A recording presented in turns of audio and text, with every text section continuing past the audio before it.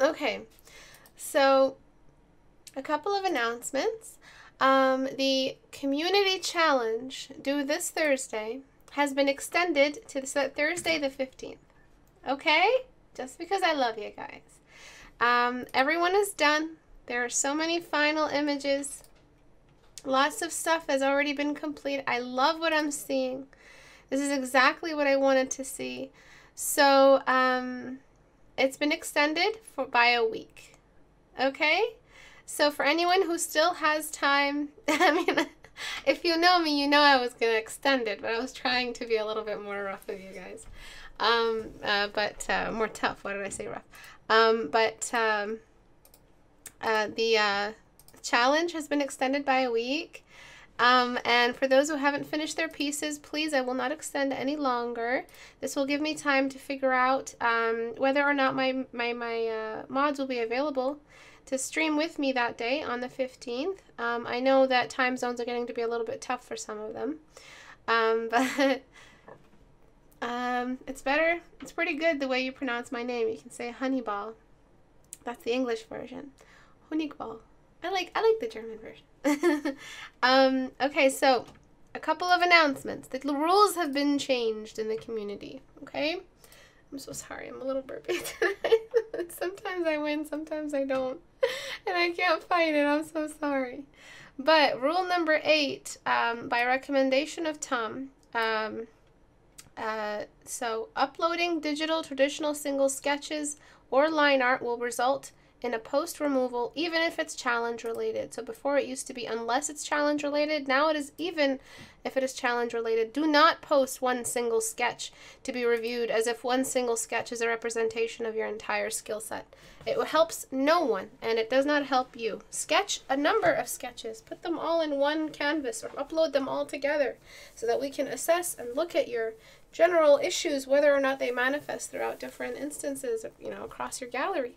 One single sketch does not do anything. Not that this is a problem right now, but some people have been posting single sketches of one figure as if that's all we need to give you a proper diagnosis. Your consideration is appreciated, boss. Boss. I will do what is necessary to attend the challenge stream. No, it's so late, but I would love to see you there as well. And we just do the same thing we did last time on Google Hangouts. So please make sure that you are following these rules. And if you have any suggestion on the rules, you can message one of my mods to get a hold of me, and they can actually change it as well. As for the challenge, when you are posting your final, please remember, do not post your final in the same canvas as your work. Your mood board should be posted separately from your final book cover type style or character design vertical canvas. It should be your final draft of your Yaretsi drawing should be posted separately from your mood board or your thumbnails or any other working layers or anything like that, okay? This is some beautiful, beautiful stuff you've chosen. I did give you guys the ability to choose your own references as well, but please make sure you are working from the references I also provided you. And color is necessary. So for those who are finished but haven't colored that, please color it. If it's not colored, we won't look at it together. So if you want your work looked at, it has to be colored. Please spread that around. It has to be colored. Colored is mandatory. It was the background that was optional. And I think that's it. Let's have a look at some of these. Some of these are so wild. They're so amazing. They're just amazing stuff. I love what I'm seeing over here. Just beautiful work, beautiful work. This is probably one of our most fun challenges. I think it's really brought out the creative in you guys. Beautiful job. For those who want to take a look at the challenge, you have only 1 week left, so I don't think it's enough time for you to join. But go to istebrak.com and go to the community to download your resource pack, the Ancient Weapon Character Design Challenge, and you'll download the resource pack for it. Read through it. I will give you guys a quick debrief on it the day of our critique on the 16th. Sorry, on the 15th. Sorry, not Friday. The 15th. So sorry. The 15th it's due. And we will look at it together on the 15th, kind of refresh our mind of the story exactly, Maybe I'll have one of my mods read a paragraph at a time just to punish them. But yeah, so yeah, it is amazing. It's so amazing to see what this community can do. Some of them are just amazing posts, and all of these are portfolio pieces. So remember that if you haven't finished them, finish them. You'll get your foot in the door to developing an amazing portfolio for whatever you might want to use it for later on. Okay, so everyone focus. Let's take a look at all the pieces from today. So this is a 14-day challenge I was going to look at by one of my fans, Skyrory 1999 on DeviantArt. We recently had a call with them and they were adorable, and I think they requested, or Abu requested, I take a look.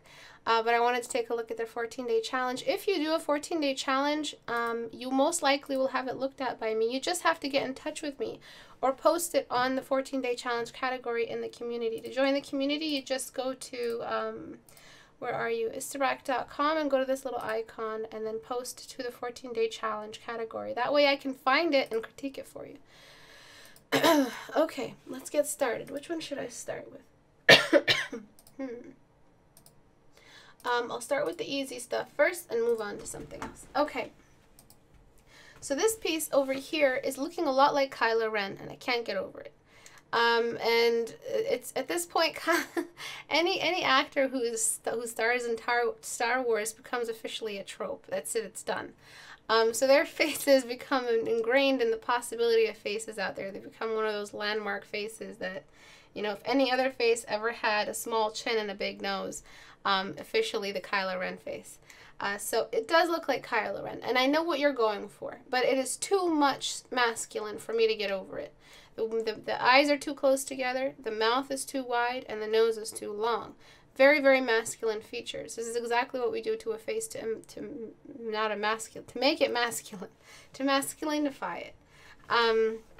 So that means that I have to go into Liquify and adjust some stuff. However, you were going for a long, beautiful face, right? You were still going for something long and beautiful.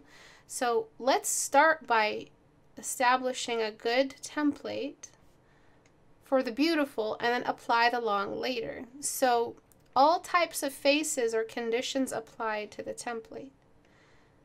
So that means that we start off with the template, especially if we're designing a big, glowy, white-haired, beautiful princess, magician, sorceress girl. Okay, she still has a long face. She's still long, but it's no longer man long. And if you have like a problem with these templates, you really are not understanding that this is one of the tools you use. If you play Overwatch and League and you're enjoying that game, guess what? They use these templates all the time. And if you have a problem with it, you have a problem with the general forms out there, the general tropes that we use, the stereotypes that we depend on, and act like good stereotypes, I guess, to help us build a character. We always have somewhere to start from. So I'm making her face long, but girl long, not boy long. Also, the head feels a little bit stunted here at the top. Okay, and the nostril feels a little bit small. Sorry if I'm a little bit winded today, or a little bit, what do you call it? Ironically, I don't know the term for the term with which that describes brain fog. There you go. Might be a bit foggy in the brain parts right now. Okay, and then the lower lip should be lower than the upper lip and more tucked in because she has a bit of an overbite. So you have that characterization you were going for.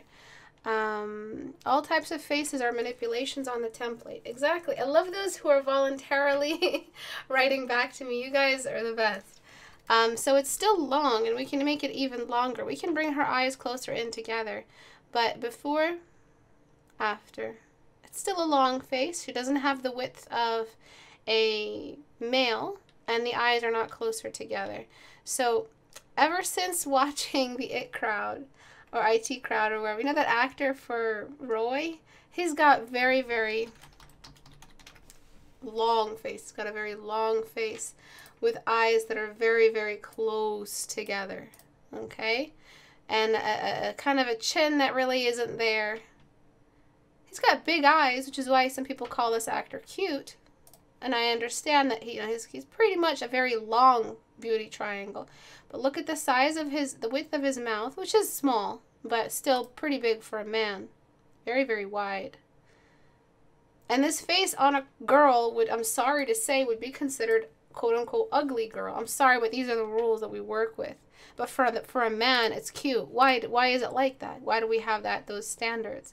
And that's because female face is referenced against a baby, which is considered cute and beautiful and of interest. And a male face is just other, right? It's just miscellaneous. Okay, so we don't want to pull from these tropes because they read instantly. So just look, it's just basically as if Roy didn't have enough of a problem looking like a woman.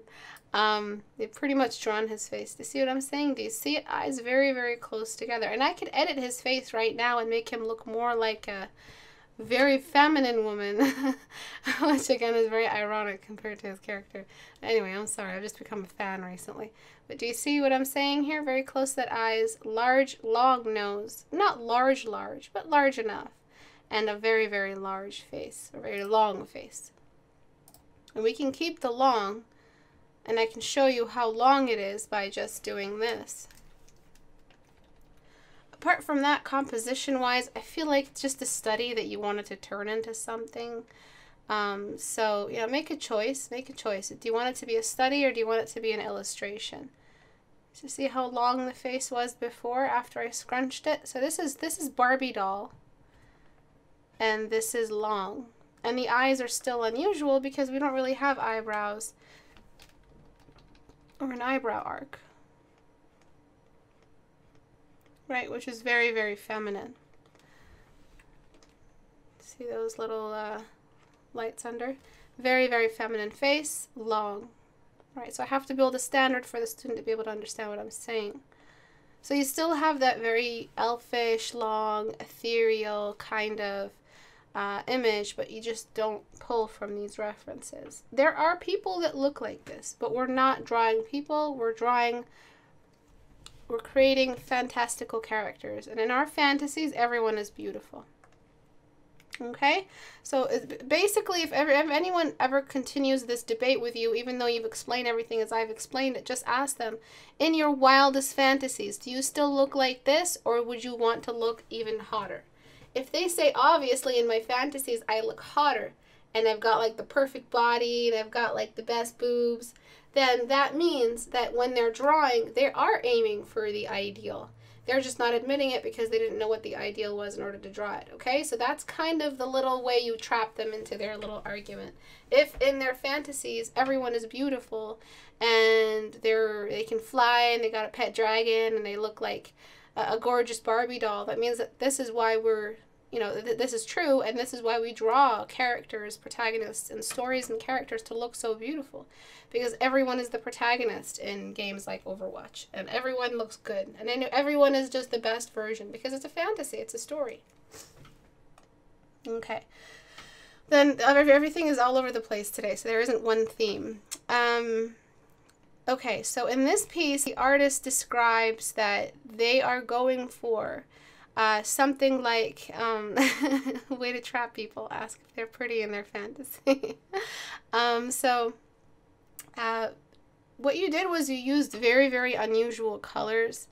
You gave him a skirt, and I think you just did this, you did say it was a man. Very, very feminine body. Very feminine body. I am very, very sure you said, and I read a hymn.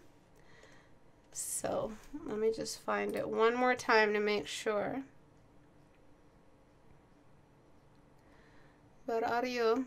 Trying to make, he is towering us, about to strike us down. So he, all right?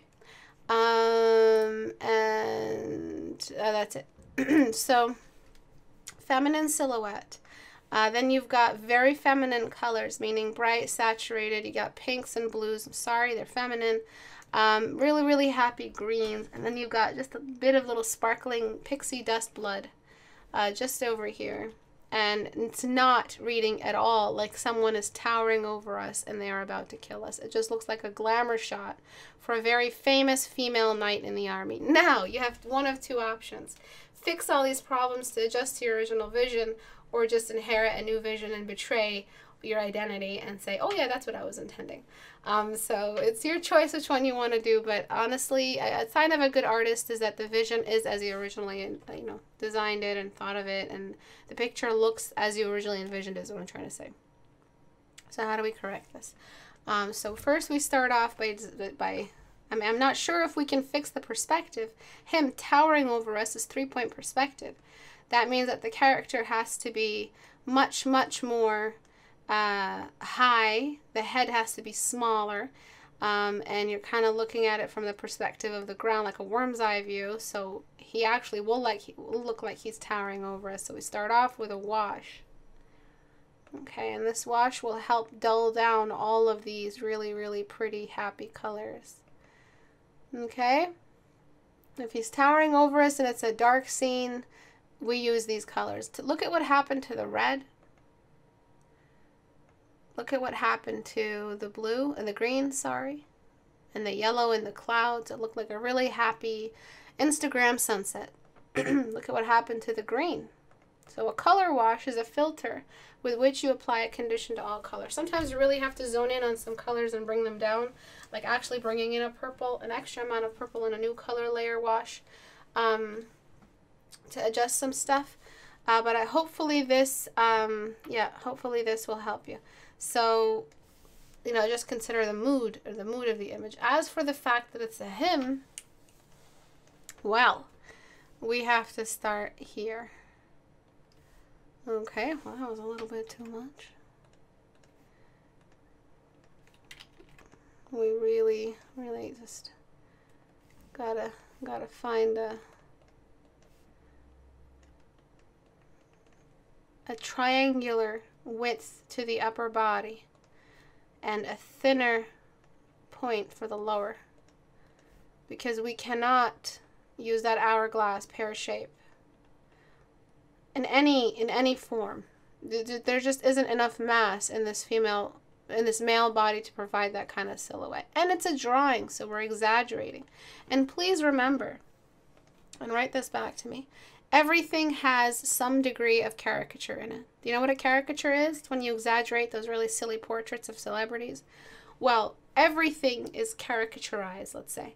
Everything has a degree of that. 1 second, please. Write that back to me, by the way.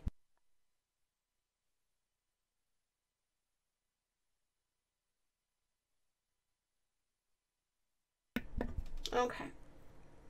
Wow, I think I'm going to have an asthma attack. So we have a smaller head. So we got to shrink his little head. Actually, I'll shrink it with the liquefy.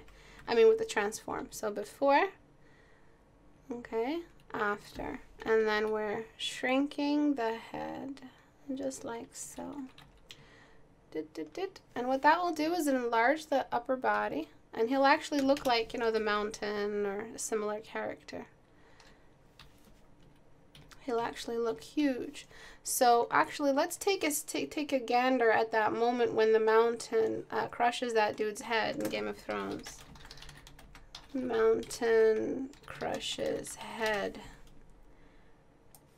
No, not that scene. No, Jesus, no. Shit, I meant the other one. Mountain zombie. Okay, so there is a scene when the camera is low, and I think it's the scene when they first show him off. It's not necessarily the perspective of a character, but see, when she was here. But the mountain is exactly what we're looking at, and usually there's always a low angle. God damn it. Google. So where is it? Where was that scene? It's the scene when they try to collect her to go to the trial, and she says no. Or wherever she's going, and the camera was very low as that short little priest dude tried to approach him. But a low camera is the only thing that'll make us see, someone who is towering over us. It's the only thing that'll interpret that for us. that he is towering over us, a low camera. There's no way for us to really feel like he's towering over us unless we make him bigger and larger than life in the canvas. But here the canvas is showing him perfectly. So it's not towering over us. It looks like a tapestry of a knight or something like that. As for the background value, it's still a little bit pretty. It's still a little bit happy-go-lucky Barney colors. And I want to change those into something a little bit more aggressive. More of an aggressive blue, which can be a very navy blue. So let me just shift that over this way. Desaturate. More of like a nighttime blue compared to that really pretty blue you had before. And then we just desaturate. Okay, he's got all this shine on his armor, but there's none of that in the background. So don't worry about everything else. This is just me dealing with the background. So the background isn't reflecting all of this. And now I'm just going to delete and get all of this stuff back.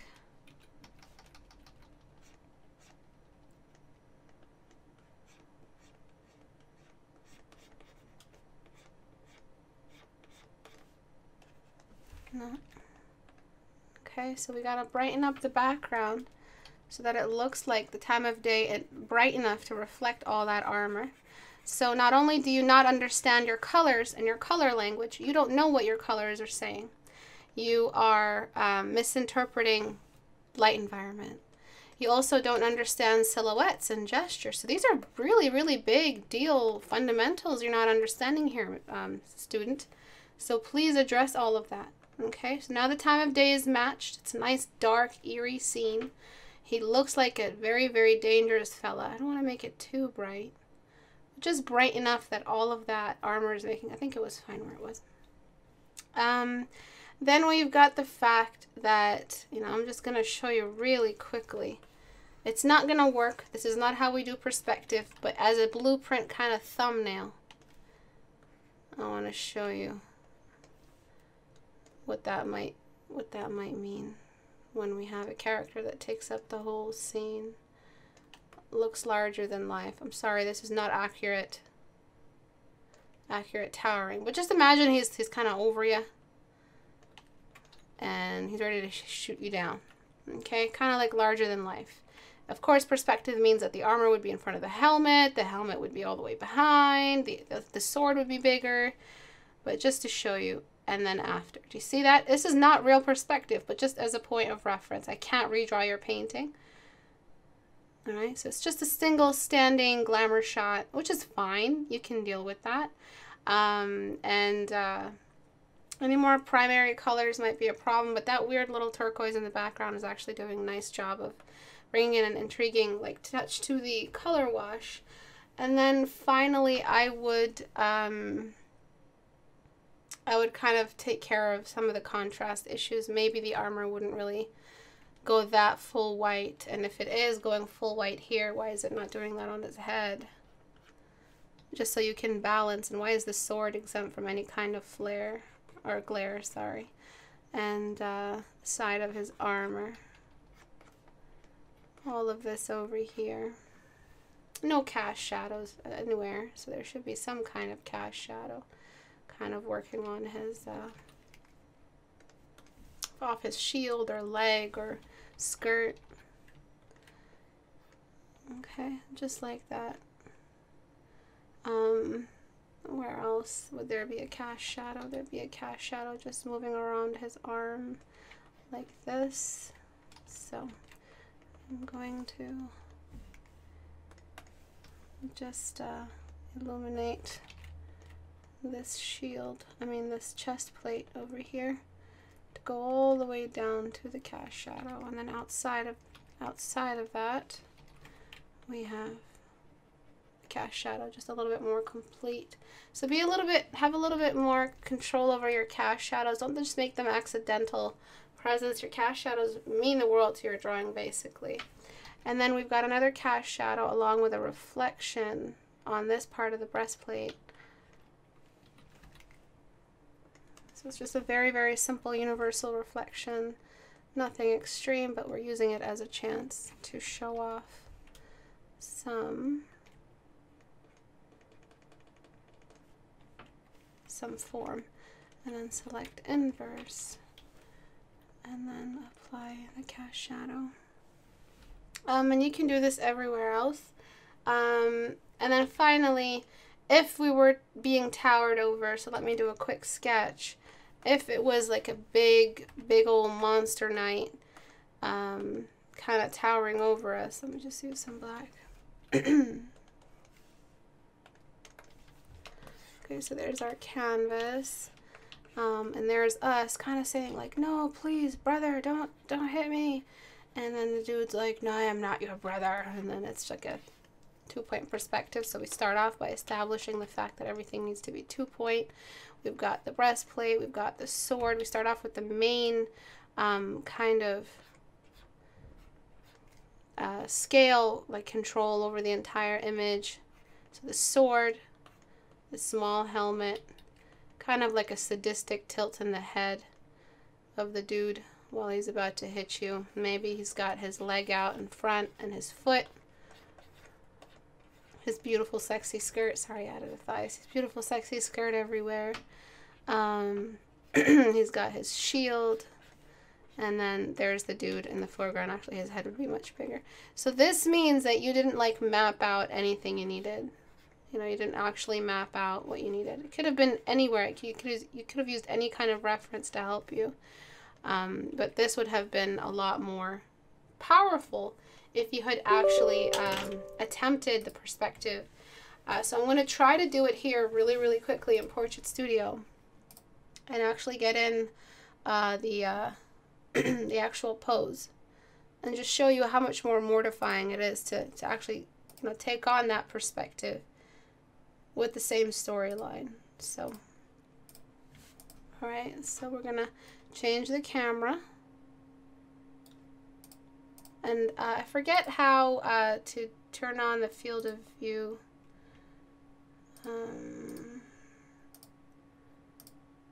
Ultra windowed. I think it's on for me. I'm not sure. Because I was changing the UI for the update, so I'm getting a little bit confused about where this control is. Oh, there it is. Okay. Alright, so there we go. The head is nice and small. And then, so before I do that, I'm going to go ahead and adjust the, there we go. Press E, make the head look down, test it. Look at that, look at that. It's just scary just by itself, right? It's horrifying. And then I'm just going to adjust the light somewhere intriguing, like halfway. Okay, he's looking away from the light, but I still want something. Oh, that's scary, yeah, when we've got a long head shadow, but to the side.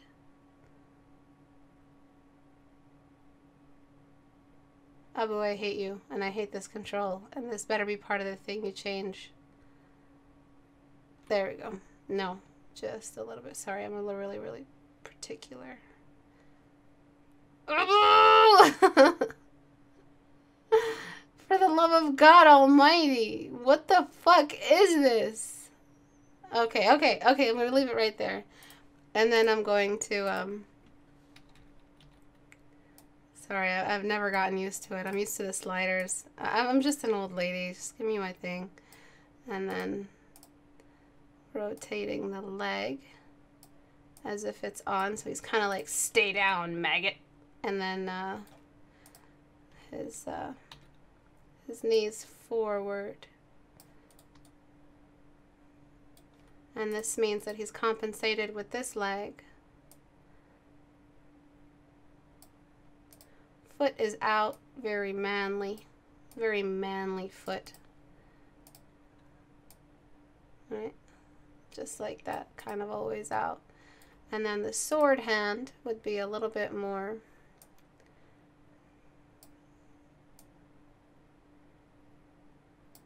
and then rotate forward.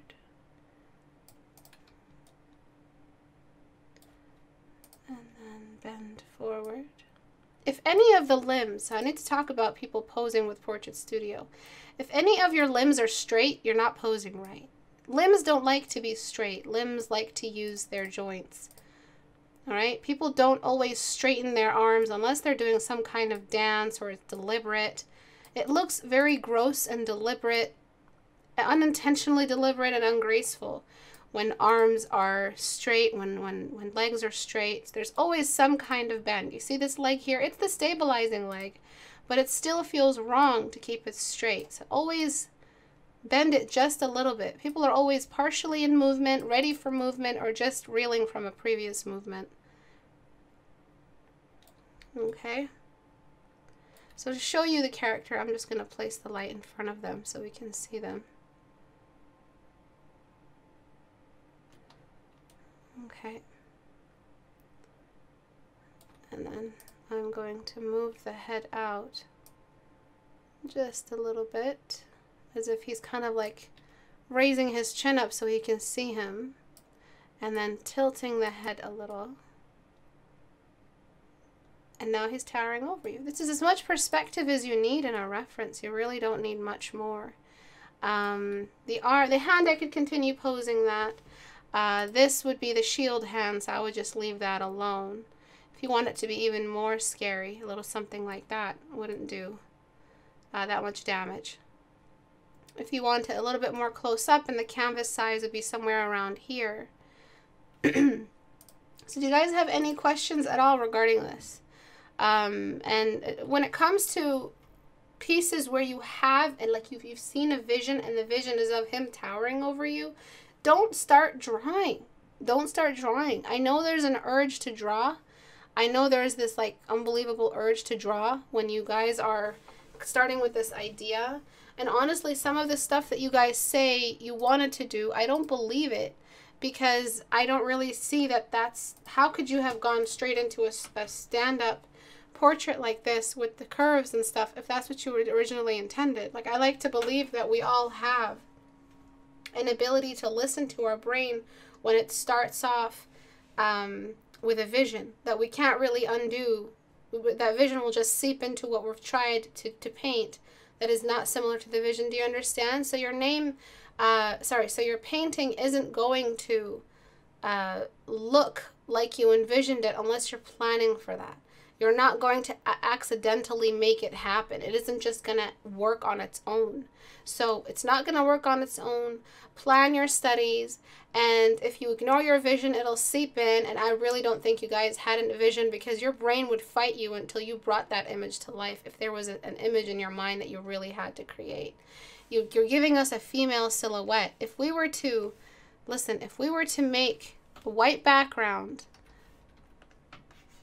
so this is the power of silhouettes, a white background around the entire object. Okay. Look at that. Doesn't it look like a pretty little princess skirt? This is not me. This is you. This is the choice you made. It looks very girly. It looks like a pretty, and this is after I fixed the curvature in the body. This is after I took away the curves. It looks like a really pretty bonnet wearing lass with a farming stick, and it does not look like a knight. Okay, so any questions? What is 2-point and 3-point? 2-point perspective is leveled with the ground. 3-point is if you're really high or really low. This Rex should be an animator. Look at the 3D area where you're turning. If you're having a hard time, there are 2 sliders you can use. I forget that there's sliders that you added for this exact problem. I'm so dumb. Any chances we could have a lesson on how to pose and set the camera realistically in Portrait Studio? Yeah, probably, yeah. The thing is, Portrait Studio is going through so many updates and changes. If I make a video with old options, you might not stay updated. The new options will be different. So I'm just waiting. I'm waiting very, very patiently until the Portrait Studio has finalized the new UI and control. That way, when I make a trailer and I make a tutorial and I use it some more, I mean, I'm still using it in classes, but there will still be somewhat of a delay for those more official videos of how to use it and building a relationship with Portrait Studio. Farming stick is the most OP weapon. Farming stick. I don't know what it's called. A hoe, a hay picker, a hay fork. So when your silhouettes look like this, he doesn't scare me. He doesn't really freak me out. So I'm just gonna adjust this little skirt here. I think you were going for a woman. Maybe he meant to say she. But now that I've said that, maybe they'll actually lie and say, oh, yeah, I meant she. So I don't know anymore. What's the truth? What is a lie? I don't know anymore. Okay. So this looks a little bit, I mean, I feel like the skirt is a little bit long. You could have put it on one side, but it's just starting to, I'm just going to make it tattered and ripped up. Get the knee out. Whoopsie. Get the knee out. Make it all tattered. And then just paint away the rest. Okay. That looks a little bit more manly. About the sword and everything else, I'm not sure. It looks like an overcast day, so I'm just going to collectively bring down all the shine. Just a little. It's actually going to make everything feel a lot more overcast and English. Okay, now it just looks like that tapestry we were talking about earlier. I do recommend that we bring in some bounce light. Yes, it's an overcast day, but it doesn't mean this whole area has to be drowned in shadow. So look, I'm raising the value only. I'm not actually dealing with every single detail in this area. I'm treating it like a large blob or cylinder. You still have to go in and apply, but I do recommend you raise the value just a little bit. It's way too dark and grim over here. But let's take a look at the before and after. This is a fine illustration now. It's not uncanny in any kind of way. It's addressed all of those issues that we have about, you know, the uncanniness and before, after. Okay, did you see that? Do you see the problems? The big skirt, the thin waist, the belt, the girly pose. But yeah. The sword doesn't look straight. I distorted it when I was liquefying, yeah. Okay. Before, after. So if I were to list down all your major fundamental issues, you need to work on figures and the gender differences between figures. You need to get yourself more in touch with light environment and different degrees of exposure and the colors that are used in a light environment per weather type or daytime or time of day. Then you need to think about what colors are speaking about. What does a color say when it's this red? What does a color say when it's this purple? Just because you've messed around with, you know, 1,000 layers of color effects on Photoshop with every possible style and way to bring in color because you're so Photoshop savvy, does not mean that you're using the right colors. All right, simplicity is grace. Write that back to me. And when you're being very simple with anything, name it. Simple with your midtones, simple with your color choice, simple with your saturation, simple with your design. There's an open room for grace and beauty in there because it's not you attempting to scream your name from the rooftops at every possible choice you can make for the design. Take it easy. Just scream your name with this insignia and the sword detail because those are really, really good focal points. Scream your name and be as creative as possible with the helmet, but everything else, tone it down a little bit. Because everything here you've tried to put your signature in your, you know, in the design. In every way you tried to be creative. And I think that's where all of this is stemming from. Okay, so any questions regarding this? No outside questions outside of this topic. Any other questions? Let me just scroll and see what I can find.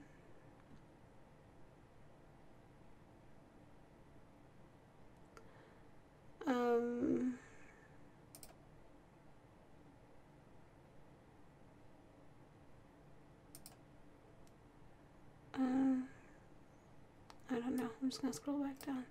Tone down your screaming. I'm screaming? Simplicity is grace. When everything is super, super nothing is super. When everything is super... Oh, I read that so wrong. Oh, God. When everything is super, nothing is super. How do you know your foreground figure is properly lighted and matching the background in its light environment? The foreground has nothing to do with the background light in the sky, because it's not like because the background is far away that the sky became darker because it's far away. Time of day doesn't change because you're far away from the sky. So your sky daytime value is the collective value on all the ground levels. So you've got middle ground, foreground, background. They're all under the same sky, all under the same sun, hopefully. Unless it's super far away and it's sunset time and one half of the sky is super dark and it's like the sun is like seconds away from setting. Then it would kind of explain why one half of the sky is darker than the other. But keep in mind, the background value stays the same when it comes to the sky in the background as above the character. And that should answer your question about foreground versus background. I feel like the shoulder is super weird. I don't have captions, so I don't know if you mentioned it, but yeah, it is weird. It is a little bit weird. It could use a little bit of volume, but he's not wearing the same kind of shoulder blade thingy-majiggy as the foreground. I mean, sorry, I'm still thinking foreground. As the other shoulder. Things are a little bit wonky. Let me see what I can add. Just a little design thing-majig. That should kind of help us fill that space up.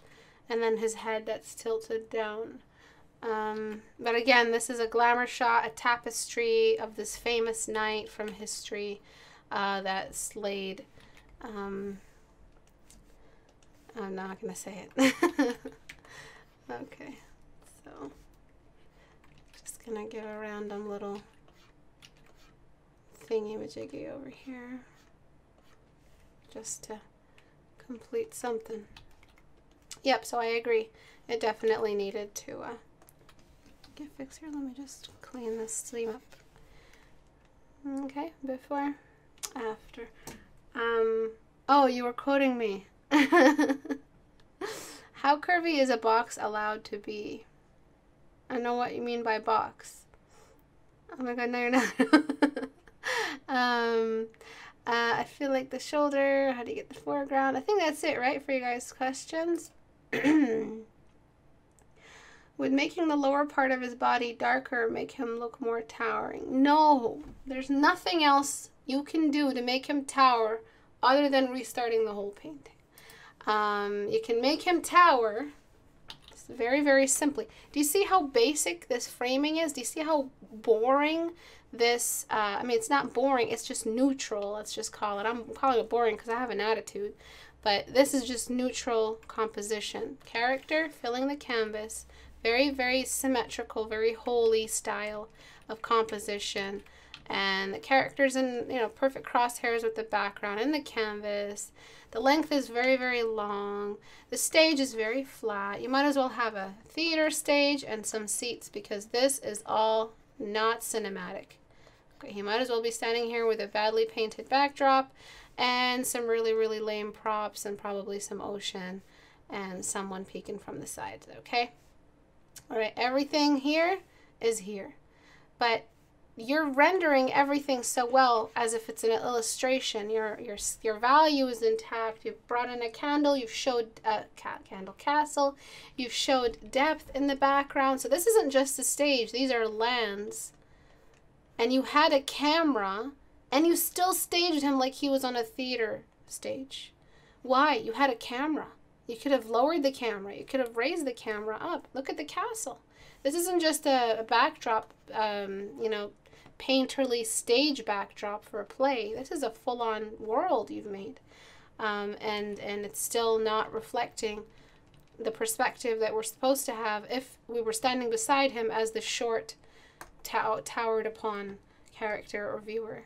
Okay, there's nothing you can do other than bringing in a small banana for scale. The banana is probably this small. There's nothing else you can do really that will help you. Right? Bring in a person, and the person has a like a little sign saying I am of average height. Okay, all right, and then just looking at how he's towering over. There's really nothing else you can do, and scale is all that you have left. Sorry, my voice is gone. So yeah, scale, I guess, is all you have. That's the official answer.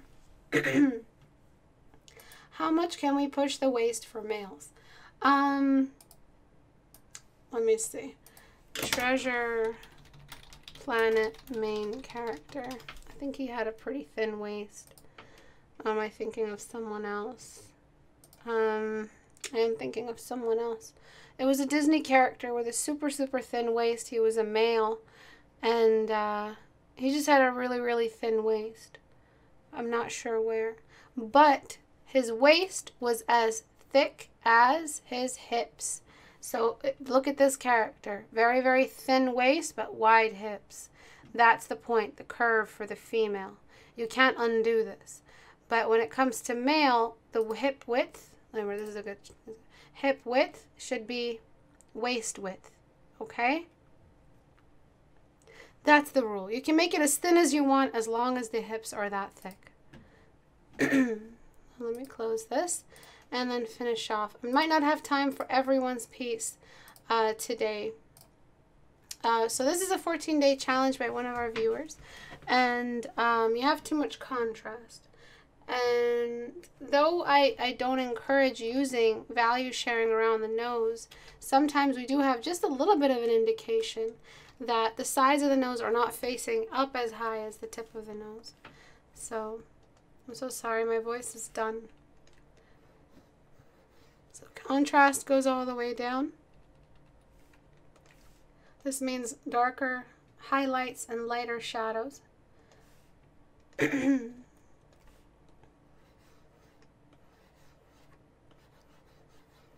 Okay.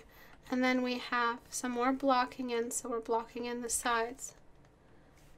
But I'm not using this value, because if I did this, that's value sharing, or sorry, if I did this, that's value sharing, and it's icky. What we want to do is do a very, very small fraction of that. We start like this. Remember, we start like this. It's still value sharing right now. Let me try it even different. All right. And we, think about the nostril. So the nose, I recommend you do nose studies, because right now the way you've interpreted the septum and the nostrils is very, very, it looks like a sketch, you know, a beginner's sketch of a nose that's rendered. It's rendered and you can render and that's good, but it still looks like a beginner sketch. So the septum should be much thinner, shouldn't be drooping that far. You've got that outline towards the bottom, because God help you, you still need to outline even though you have edges. And this whole thing needs to go. And nostril doesn't keep winging in all the way on the inside, and we've got this big flap like an anteater or whatever that animal is. This blends again. It becomes part of the face. The flap is out here. It's not internal. That'd be ridiculous. You need a longer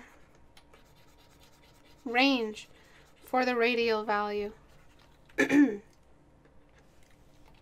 Just along here. And all this needs to be much brighter. So your nose isn't 14-day challenge. Your nose isn't 14 days. It's not caught up. The lips are so well done.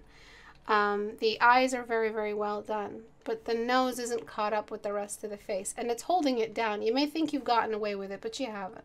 It's holding it down. Okay, and I'm just bringing in some radial shades for the lips to unite them with the rest of the face. That made the lips feel very, very wide, which means that we can't get rid of the radial shading, but we can thin out the mouth so that it can be where we started off. Mouth is so well done. You are missing the cylindrical values though, all across. which means this value right here that makes the mouth feel three-dimensional. And the way you make up for the loss of value here is by outlining the Cupid's bow. Just like that, with the highlight that it gets. It might be a shadow for the Cupid's bow here and there.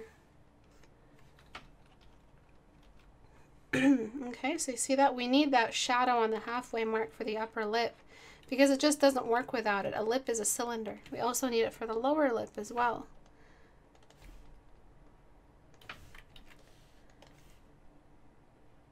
Just like so.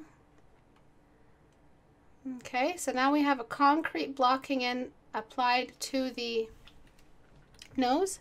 We figured out the issue with the nostrils and why they look a little bit off. Now we have to start you've united the cast shadow outline with the shape of the nostril, and that's not good. The nostril, wherever it touches the face, eventually that's where the cast shadow starts. Just like that. Oopsie. And I'm just using my number 2 blocking brush. And then the shadow, the core shadow for the nose is not the same as the cast shadow for the nose. Why is that? Does anyone remember the fundamental rule about cast shadows? Why can't we make it the same? So I've completely separated the values, and now I'm just going to blend a bit. What's the rule about cast shadows, and why can't it have the same value as the core shadow of the nose?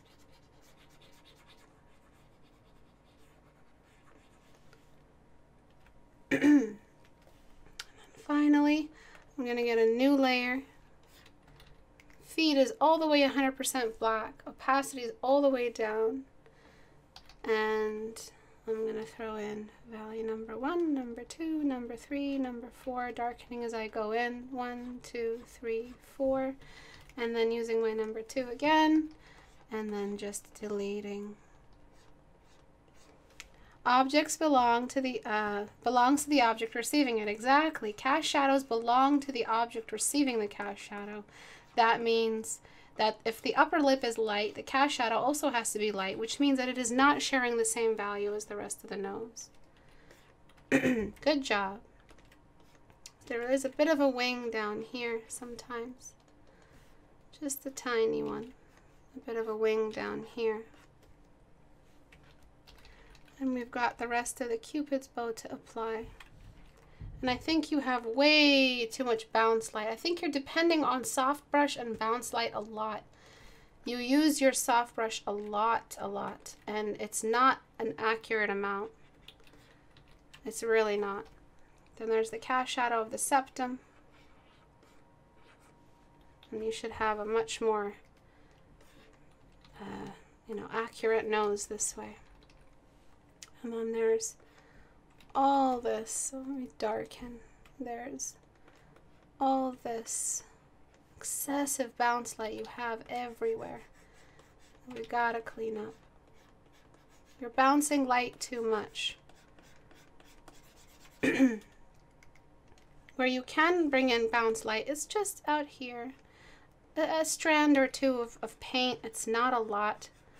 And it's just a little bit of a hint. In fact, I can't even add it in because you've already diffused so much. I don't even think this will read.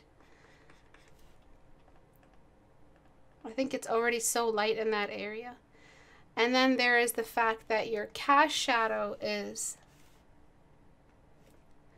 your core shadow is too high. Should be a lot lower. And it's just too dark at the top. It's starting to read like a little raccoon nose or a cat nose. Your shadows shouldn't make the character have a whole new skin tone. Shadows shouldn't be a whole new skin tone. Write that back. That means take it easy with how different your values are between each jump and elevation. It's not that much of a jump. Still the same face. So I'm blending now around these edges, but very, very soft brush. Soft step with my smudge brush. And now I'm going to go before and bring in some of the contrast you had, but I'll show you. So I'm working very low contrast because I'm going to erase away at the old contrast and get some of it back. But before, look at the nose. After. Before, after. All right, so now that I have, yeah, shadows shouldn't make a whole new skin tone, exactly.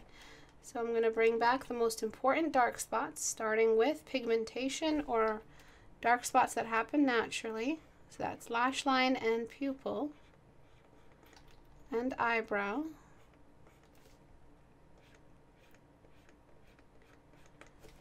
The nostrils need to be a little bit darker.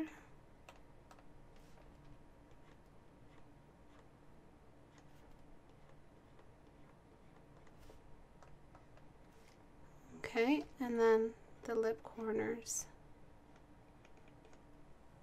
need to be a little bit darker.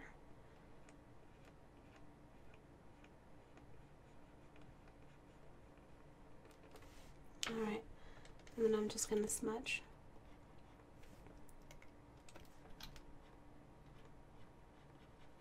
Continue that radial value. Way too much contrast, way too much soft brush use, not enough blocking. Big, big mistakes. But I think you've done well. Let's take a look at your day one. I think the improvement is unbelievable. God damn it! Come on! It's playing hide and seek with me, what? Oh God, I hate this viewer. I hate it. Leave me alone, you bully. Okay, there's day one. And then there's day two. Ah, okay, damn it. I mean, day 14. Oh, there we go. I'm sorry. Day 14. Sorry, that was really shitty. Let me go try that again. Day 1. Look at this one.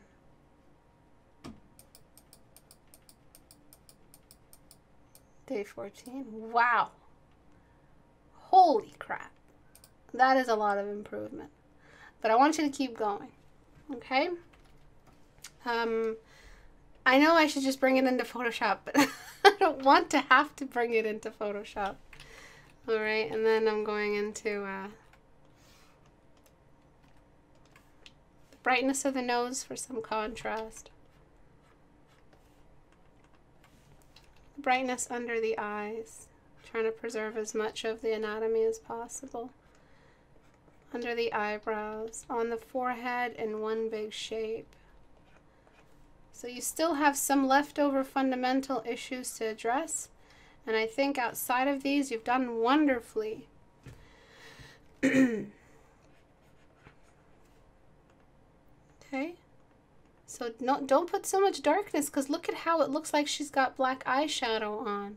Don't change the value of the skin when applying shadows. Take it easy. And also your background is just a little bit mid-toned. It needs to be a little bit more bright.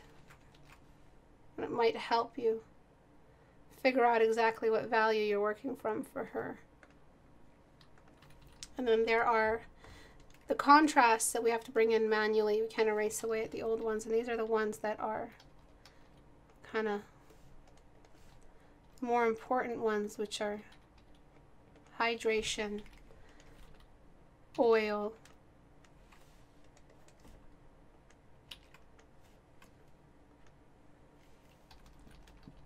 little shines here and there.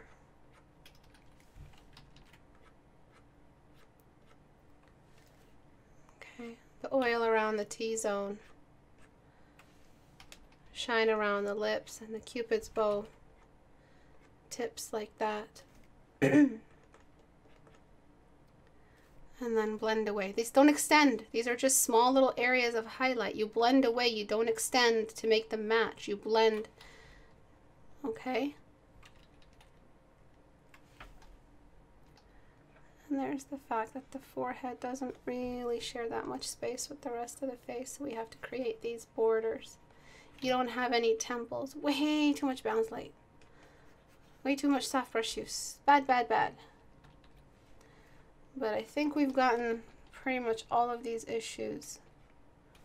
Now, the eye bags should be a little bit more simply made, not excessive, you know, brush stroke. Should be just one simple brush stroke for the far side of the bag, just like this. And smudge it away so she doesn't look unusually old. The white of the eyes is very, very dark. And then I'll be done. Promise. Okay. So I'm just gonna brighten these up. I could not torture myself. Like, I mean, I could do it. I think I'm a masochist. I don't know. All right, so no, I don't need that. Just laying down a quick little value and then just erasing. But I love how your irises are nice and circular. The gaze is on. You've improved so much. I'm just floored here. Like, I don't know what to do. Critique or just drool. The gaze is intact. The character is a real character. It's not just, this looks pretty cool like this. The character looks, you know, like a character, like I've seen her before. Okay, but it's really important to keep the white of the eyes white enough. I think the pupils are a little bit large, but they're not that big. But to see how dark they were before, they looked bloodshot. And after. And then finally, we've got all this. So thank you for popping in today, Christina. It's nice to see you here. Okay, and then we're going to do one more before and after. We'll do some nose studies separately. Before, after. You don't need so much to make it look like skin. You just need to be a little bit more neighborly with your values. Your values need to be a little bit more neighborly. I don't know if that's the right term. And you need less dependency on your contrast. Some nose studies. Geometric anatomy studies, just form studies, blobs. Anything to get you into seeing the core shadow better. Okay. So improvement is definitely there. You had just last minute form issues and lighting issues, and that's your diagnosis. So good job. Congratulations on finishing it. It is an amazing, amazing jump that you did. That's it for today. Thank you everyone for joining. Just to recap, the due date for Istebrak.com. The due date for our community challenge is now on the 15th, next Thursday. It's not this Thursday. This is because I see that a lot of people are really trying hard. A lot of people have just a little bit more to go, and maybe another week of marinating, you know, their finals might help them with their submissions. I will be critiquing gesture, I will be critiquing body, I will be critiquing color and lighting, so this will be a critique one. It's not just going to be about, you know, not being able to critique over them and just talking about creativity. So this one will be a critique-based one. And like I said before when I pitched the original idea for this challenge, this might be taken into a community vote. So I will choose some of the highest quality, and this by high quality I mean not just well drawn, but the creativity and the rule following. And I will post all of the homework that you the blueprinting that you did on the side. I will be posting all of that as well, and factoring that into the winner, or the 5 that win for the final poll, and then you guys vote on the winner, and the winner wins something. It could be, I'm not sure if they're interested, but portfolio reviews with me and classes with me. If they need a new tablet, I have a tablet that I can get them. I like my transformation challenge. I'm just going to make the rewards specific to every student, and just have them choose from a number of rewards. But there are rewards, and once we do the 5 and we're done with this, okay? So that's why I'm giving you guys an extension. It's a pretty big contest style challenge, but the contest is later. The contest isn't during the creative creation process. That's still like it used to be. And if you're enjoying everything that I'm doing today and you want to be a supporter, I do have a goal of 1,000 patrons, even if it's just as $1 watchers. If you guys are interested in being patrons, that would be really awesome if you guys could help me get to that goal, even if it takes a year or more or something like that. I think that'll be an amazing insurance policy for our community, and just to keep the community running. And the more time that I have, the more time I'll have to give you guys challenges like this and write for them. I've been so invested in the creative pitching aspect of them, just writing them, and I've been writing as well, and I'm just prepared for our next one. But I wish I had time between Patreon and tutoring and public classes and all the other stuff I have to do outside of work. I can't give you guys challenges like this once a month, but I can definitely aim for once every 2 months or once every 3 months. And if you want to support, Patreon is available for that. And I think that's it for today. Thank you everyone for joining. I will see you guys on Thursday, the 8th. And we'll just continue doing all of this that we did today. So we won't do any kind of theme related. Thursday is not the critique hour or the due date. Please remember that. I will also post it on the wall. All right, guys, I will let you go. Bye, everyone.